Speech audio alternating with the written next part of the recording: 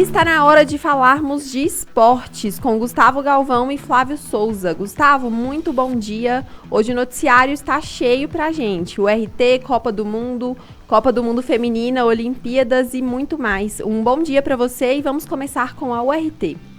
Bom dia, Priscila, bom dia, Flávio, bom dia a toda a nossa audiência. O RT está de volta, sim senhor, na briga para o acesso para a primeira divisão de 2024. Venceu com categoria Uberlândia por 2-0 aqui no estádio Osama Maciel. E um detalhe interessante, após 3 pênaltis perdidos em sequência no Campeonato Mineiro, a URT voltou a marcar de pênaltis e quebrou de vez essa maldição que perturbava muito a cabeça dos torcedores. Flávio Souza agora embolou tudo, hein, meu amigo?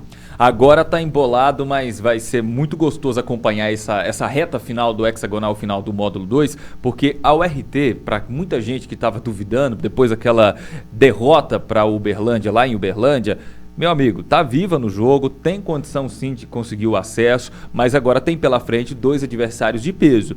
Vai pegar o Itabirito, se eu não me engano, e depois pega primeiro o Betim e depois o Itabirito, né?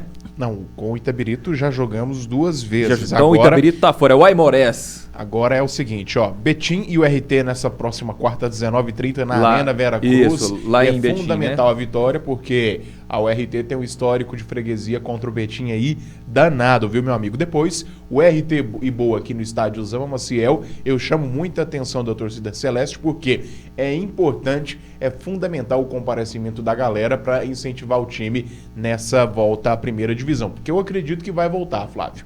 E no sábado, dia 12, para fechar com chave de ouro ou chave de fenda, Aimorés e URT. Haja coração. O jogo contra o Betim é o decisivo, que é nessa terça-feira, às 19h30, né? E esse jogo é o que vai marcar... Quarta-feira. É o que vai marcar toda a história da URT nesse campeonato no hexagonal, porque precisa ganhar lá. Se não ganhar, aí complica. Aí fica complicado, o Betim praticamente garante a vaga dele na elite do Campeonato Mineiro. E aí fica para o RT, Uberlândia e o Itabirito se engalfinharem ali para ver quem vai subir. E aí, nessa parte do segundo para baixo da tabela, a disputa já está mais em aberto. Uberlândia, o RT estão muito próximos de si, inclusive até se você olhar ali nos resultados, né? Gols, número de vitórias. O Uberlândia deu uma arrancada boa nesse hexagonal final. Uberlândia... mas depois acabou o gás. Foi um refrigerante de 3 litros. Mas não acabou o gás, rapaz. Mas não acabou o gás, não acabou o campeonato. Perdeu esse jogo para o RT, mas o jogo contra o RT perdeu por vários fatores. Você pega o primeiro gol do Uberlândia, da URT contra detalhe interessante, Uberlândia, Flávio, foi um gol ridículo. 4 titulares também. Poupou 4 titulares e tomou um gol ridículo. O lance do primeiro gol do Uberlândia foi uma das coisas mais bizarras que eu já vi.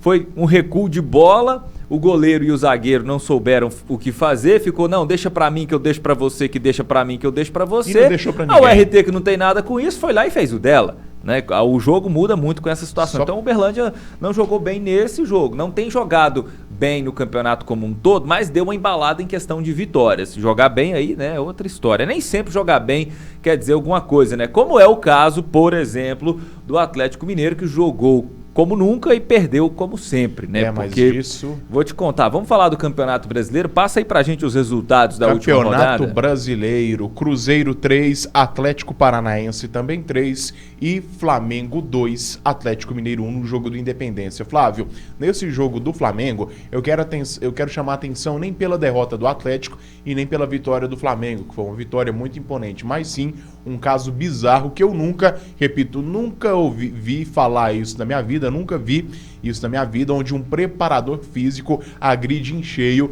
um rosto do seu próprio atleta. Foi o caso do Pedro. Inclusive foi feito um exame de corpo de delito e o Pedro está com múltiplas lesões faciais. Flávio, que coisa de louco, meu amigo. Mais uma crise lá no Flamengo, né? O Mengão vai ter que lidar mais uma vez com um problema interno. O time do Flamengo não jogou isso tudo diante do Atlético Mineiro, embora tenha sido um grande jogo. As duas equipes participaram muito durante toda a partida. No primeiro tempo o Filipão conseguiu dar um nó tático no Sampaoli, mas aí o Sampaoli conseguiu recuperar a partir do segundo tempo, uma virada boa para cima do Atlético Mineiro. O Galo melhorou o seu futebol nesse jogo. Não venha falar para mim que jogou bem contra o Grêmio, porque não jogou não. Esse jogo jogou bem, Mas esse resultado, infelizmente, né, não adianta jogar bem e não trazer os 3 pontos para casa, né? Ainda mais um jogo que era em casa, né? No Independência, ou seja, ali é o salão de festas do Atlético, não pode perder um jogo desse em casa. Mas as circunstâncias também não ajudaram, né? 2 jogadores do Flamengo deveriam ter sido expulsos, não foram. Aquela questão da arbitragem que a gente está cansado de falar quando o assunto é Flamengo, né? Infelizmente ainda é assim no futebol brasileiro. E deixa eu destacar também aqui o jogo do Cruzeiro com o Curitiba. Jogou muito bem o Cruzeiro, mas deu bobeira demais, rapaz. O Cruzeiro tava com o jogo praticamente na mão. O Curitiba não tá jogando isso tudo, mas Atlético Paranaense. Aliás, o Atlético Paranaense dá briga lá no Sul, hein? Confundiu um com o outro. O Atlético Paranaense não achei que jogou isso tudo, não, viu? Não achei que tava com esse futebol, não. O Cruzeiro foi pra cima. Vitor Roque e companhia. Mas o Cruzeiro tinha um reforço muito essencial, 2 gols do Arthur Gomes, que era um dos artilheiros do Campeonato Português, e tem tudo para fazer um bom futebol, uma dobradinha aí entre Matheus Pereira, que serve a bola para o Arthur Gomes, e se ele cravar igual cravou contra o Atlético Paranaense, o Cruzeiro já deixa de flertar com a zona do rebaixamento, que ainda está incomodando, né? Que na minha opinião, no início do campeonato era um dos candidatos a ser rebaixados, mas com o desenrolar da história, o Cruzeiro ele vai deixando de flertar aí com a zona do rebaixamento. Vamos